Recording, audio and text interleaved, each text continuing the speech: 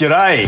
I see you looking at this tender piece of sirloin. Looks good, doesn't it? Well, today I'm here with Pip Pratt. So Pip, how would you go about prepping this beauty? Well, first get a little bit of vegetable oil, not olive oil. And then, from a height, salt and pepper. Just let it rain down on it.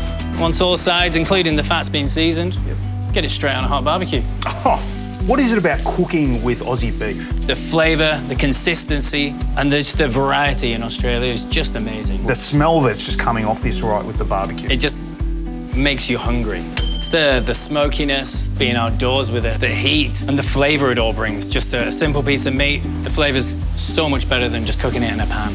And then she's ready to go. I am literally about to jump on that barbecue right now. But I've got to let it rest. Yes. It's a big enough piece to share, right? Oh, for sure. It'd be great for two people. Thanks, Pip. Hey,